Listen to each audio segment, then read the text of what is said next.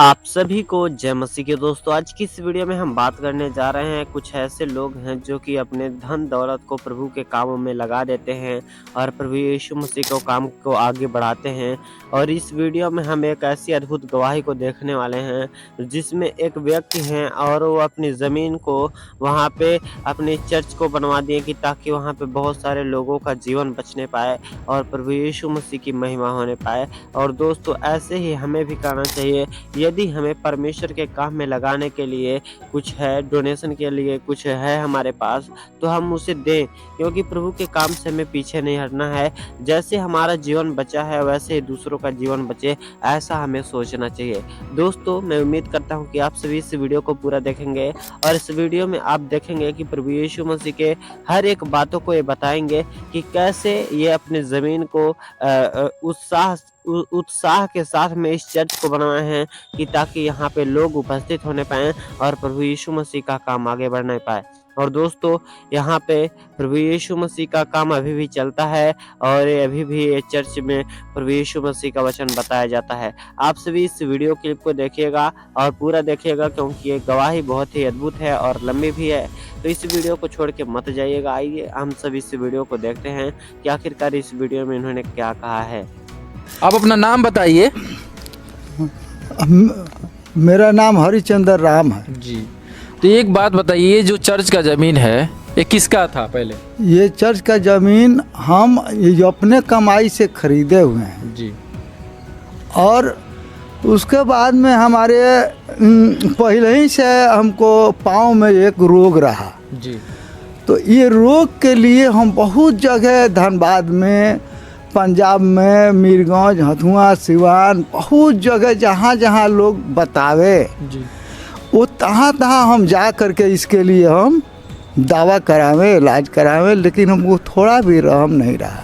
मतलब आपके पैर में मतलब दर्द होता था? पर पैर में दर्द पूरा फूला हुआ था जी। और आप बहुत जगह पे मतलब दिखाया आप? जी जी। उसके बाद? तो उसके बाद में हम डेली दारू भी पीते थे, तीनों टाइम स्टील वाले गिलास से कह गिलास। उसके बाद में साथ समाज में भी बहुत हम पीते थे दारू। क्यों पीते थे आप? वो दर्द के रहम के लिए जी। मतलब ठीक हो जाए? ठीक हो जाए, मतलब कुछ रहम उसका कम रहे। जी। लेकिन कोई चीज़ से ये हमको शांति नहीं मिला। जी। तो एक रोज हमको पता चला कि मीरगंज में ये किराया के रूम में ये यीशु मसीह के विषय में प्रोग्राम चल रहा था वहाँ मीरगंज में। तो हम उन लोग से पूछे तो वो लोग बताए कि आपको देखना हो तो वहाँ पे आइए। जी। हम दरवाजे पर बैठ करके सूअर के तेल पाँव में मल रहे थे। उसका दर्द से हमको बर्दाश्त से बाहर रहा। जी। तो अब हम सोचे कि चलेंगे, तो रोड पर आए तो परमेश्वर हमको सवारी भी दे दिए बगैर पैसा का। जी। जब परमेश्वर का इच्छा था हमको अपने पास बुलाने के लिए, तो परमेश्वर हमको सवारी भी भेज दिए। जी। हम वहाँ पे गए, हमको पहले ही गेट के अंदर घुसते ही सुनने को मिला कि मांगो तो मिलेगा, ढूंढोगे तो पाओगे। जी। इसी वचन के ऊपर हमको बहुत विश्वास ये वचन सुन करके हुआ। जी।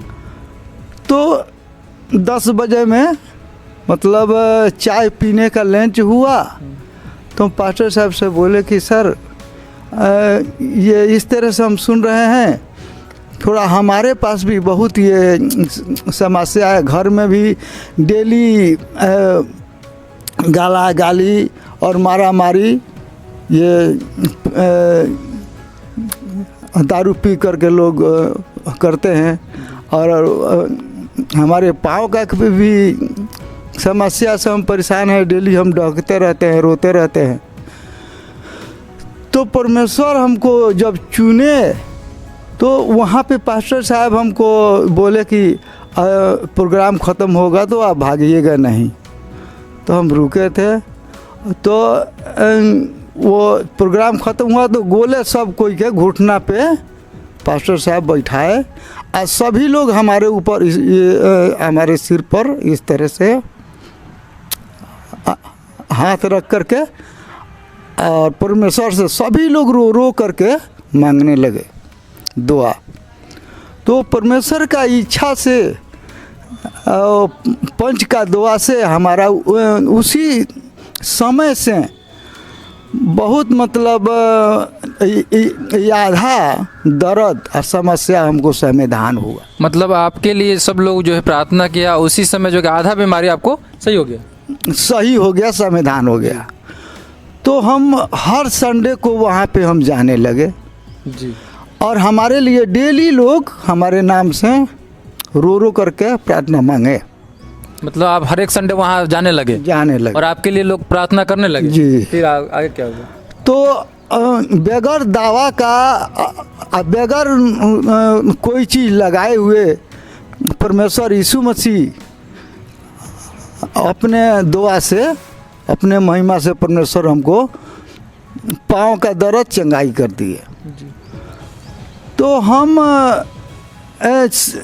उसका बाद में सिवान में भी प्रोग्राम रहा 3 दिन का, तो हम वहाँ पे गए।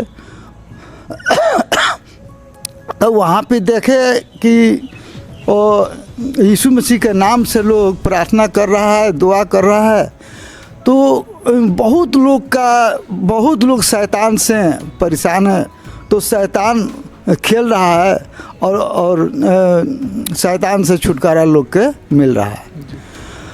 तो उधर से प्रोग्राम ख़त्म हुआ तो हम लोग आ रहे थे बस में, तो हमारे दिल में यही हो रहा कि वो ईसाई मंदिर हमारे गांव में भी अगर बन जाता हमारे जवार में, तो हमारे जवार भर के लोग का भलाई होता और चंगाई मिलता।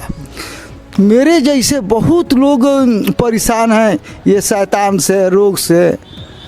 तो ईसाई मंदिर हमारे तरफ भी बन जाता तो पंच का भलाई होता, मेरा भलाई नहीं, पंच के भलाई हो और परमेश्वर के महिमा हो और भी।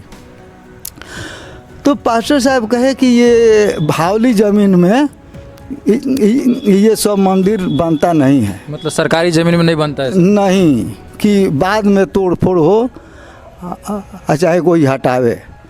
तो हम पास्टर साहब से बोले कि हम अपना कमाई से थोड़ा सा ज़मीन खरीदे हैं, अगर उसमें बन सके तो आप चलिए देखिए, और हमारे से जितना जुटेगा उतना हम सहयोग करके और बनवाएंगे।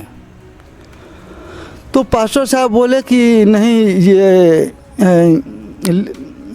दान में लिखना पड़ेगा ताकि आगे चल के आपका बेटा बेटी ये तोड़वा ना सके और ले ना सके। तो हम बोले कि हम इसको दान में लिख देंगे जी। परमेश्वर का महिमा के लिए दान में हम लिखेंगे कि हम दान में दे रहे हैं और परमेश्वर का महिमा के लिए दे रहे हैं। इसमें हम इस ज़मीन को बिक्री नहीं किए हैं और कोई हमारे से ख़रीदा नहीं है। मतलब ये जब ज़मीन दिए तो उसके लिए पैसा आपको नहीं दिया गया? नहीं, 1 रुपया भी नहीं? हम किसी से नहीं लिए हैं। तो आप ये जो ज़मीन दिए किस प्रकार से, मतलब पूरा दान के रूप में दिए ना? हम दान के रूप में दिए हैं। और क्यों दिए मतलब ज़मीन? वो हमको शांति मिला, चंगाई मिला, घर में परिवार में हमारे शरीर में शांति मिला, चंगाई मिला।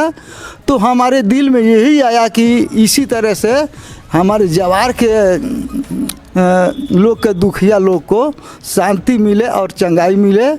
लोग जिसको शांति मिलेगा, चंगाई मिलेगा तो गांव का नाम लेगा और परमेश्वर का महिमा करेगा। तो जब आप ज़मीन दिए तो उस समय आपके पास कितना ज़मीन था? बस ये पहली ज़मीन खरीदे थे, बस इतना ही। तो चलिए, आप जो है कि उस समय ज़मीन दे दिए और ये बहुत बड़ी योगदान है जो कि सबके बस का नहीं और सब कोई नहीं कर सकता है।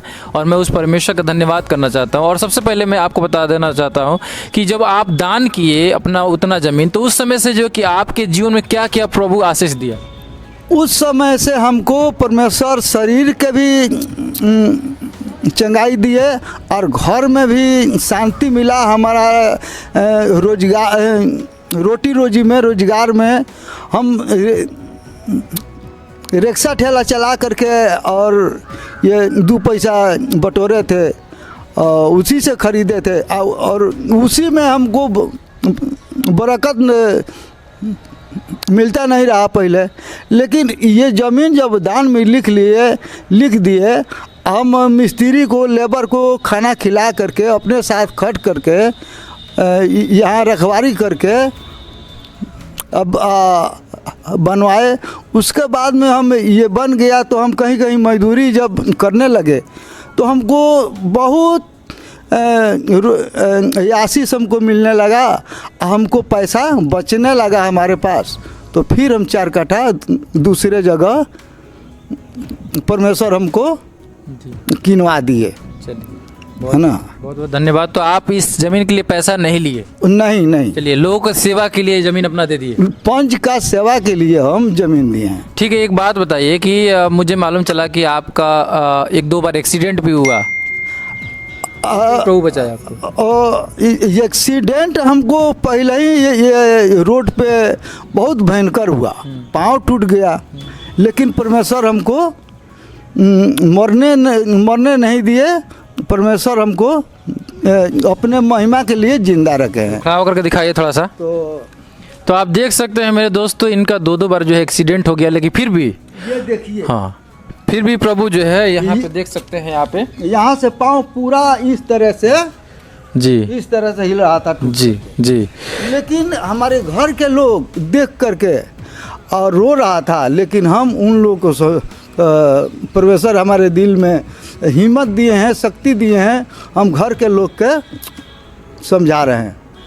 उसके बाद में 2 बार और हमको एक्सीडेंट हुआ, महदेवा रोड में भी और एक जगह और भी, लेकिन परमेश्वर हमको अपने महिमा करने के लिए, गवाही के लिए जिंदा रखे हैं, संभाल के रखे हैं। और अभी तक हम परमेश्वर के महिमा के लिए जिंदा हैं और परमेश्वर हमको जिंदा रखे हैं। आपका उम्र कितना हो गया? हमारा उम्र तो हो गया 60 बरस। दोस्तों, जैसा कि आप सबने इस वीडियो में देखा कि कैसे इस बुजुर्ग ने प्रभु यीशु मसीह के कामों में अपने ज़मीन को लगाया, जिससे इन्होंने खरीदा हुआ था अपने खुद पैसे से और बहुत ही मेहनत के साथ में। आप इनकी देख सकते हैं कि किस प्रकार से ये रहते हैं और ज़्यादा अमीर नहीं है, क्योंकि अमीरों के लिए इतना दान कुछ भी नहीं होता है, मगर एक गरीब होकर के अपने कमाई से खरीदे हुए ज़मीन को एक चर्च बनवा दिए, उस पे कितना बड़ा और महान काम किए हैं। इनके लिए आप लोग जानते हैं कि आप इनके लिए प्रार्थना करिए कि प्रभु यीशु मसीह इनको और आगे बढ़ाएं और ये और भी अच्छे काम करने पाएं। दोस्तों, इस चर्च के जरिए पता नहीं कितने लोगों की जान बच गई होंगी और नरक में जाने से वो लोग बच गए होंगे और प्रभु यीशु मसीह की ओर लौट आए होंगे, इस दुनिया से भटके होंगे और दुनिया में से निकल करके आज प्रभु यीशु मसीह के कदमों में होंगे। आपसे भी जैसा कि इस वीडियो में इनके द्वारा सुना ही होगा। और दोस्तों, मैं आपको बताना चाहता हूँ, इसी तरह हमें प्रभु यीशु मसीह के कामों को आगे बढ़ाते रहना है और प्रभु यीशु मसीह हमारी सेवकाई को देखते हैं कि कौन कितना मदद करता है, कौन मेरे काम को बढ़ाना चाहता है और कौन मेरे पीछे हुआ है या नहीं हुआ है। सारी चीज़ों को देखने वाले परमेश्वर हैं और हर एक समय हमें देखते हैं कि हम क्या कर रहे हैं, क्या नहीं कर रहे हैं। इसलिए हमें हर पल सतर्क रहना है और प्रभु यीशु मसीह के काम को आगे बढ़ाते रहना है। हमें हर पल दान दशवांश परमेश्वर को अपने चर्चों में देना चाहिए कि ताकि हमारा जो काम है, जो हमारे चर्च का काम होता है, वो पूरा होने पाए और कोई भी काम उसमें ना अधूरा ना रहे। दोस्तों, मैं उम्मीद करता हूं कि आप सब मेरी इस वीडियो से, इस गवाही के जरिए बहुत ही अच्छी नॉलेज पाए हैं और दोस्तों, आप भी दान दशवांश देना शुरू करेंगे अपने चर्चों में।